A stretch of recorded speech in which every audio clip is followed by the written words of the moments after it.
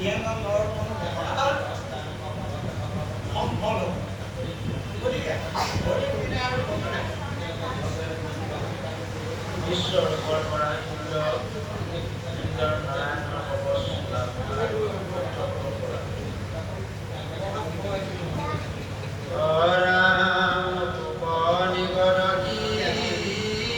হৰি দাস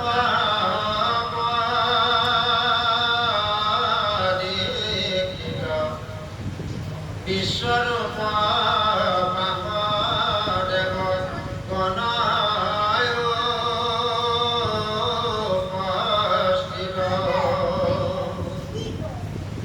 দেখি বিশ্বৰূপে কৰি লেখ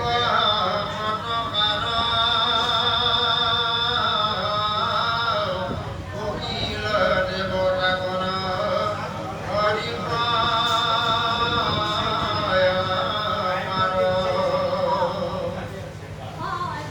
আছে বিশ্বৰূপ আলিংগে দেৱগণে সাদৰি মাতিলা কবে মধুৰ বচনে আমি কবে অতি হইলো তজু ঘৰে আমাৰ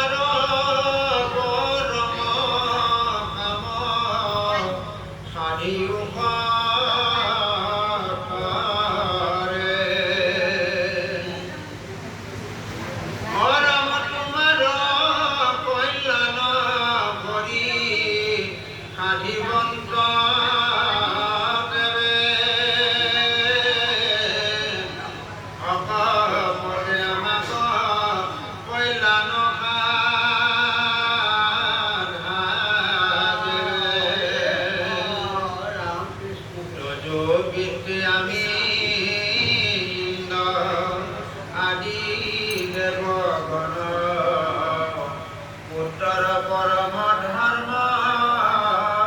পিতৃক সেৱন ব্ৰহ্মৰূপে গুৰু পিতৃ ৰূপে প্ৰজাপতি ইন্দ্ৰমতী ভাতৃ মাতৃ ৰূপে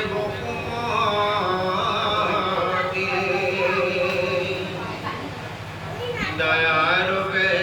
ভগিনী অতিথি রূপে ধর্ম অভাগ্যত রূপে অগ্নি অজানা তুমি মর্ম অরাম বিশ্বমূর্তি স্বরূপ সমস্তে ভূত প্রাণী এটাকে আমাক দয়া কৰা হেন জানিয়ে অপুৰত অন্তে পাইল অনেক নিকাৰ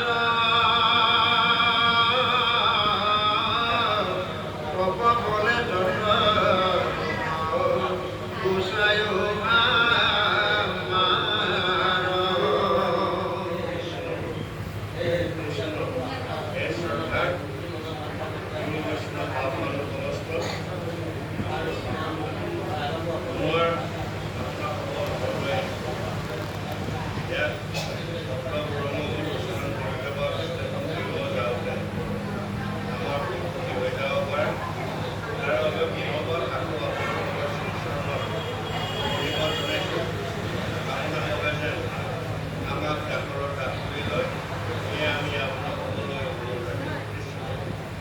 এতিয়া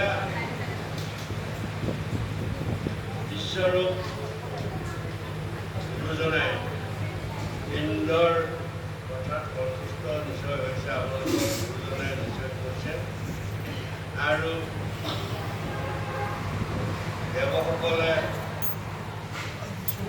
ঈশ্বৰক গুৰু মানি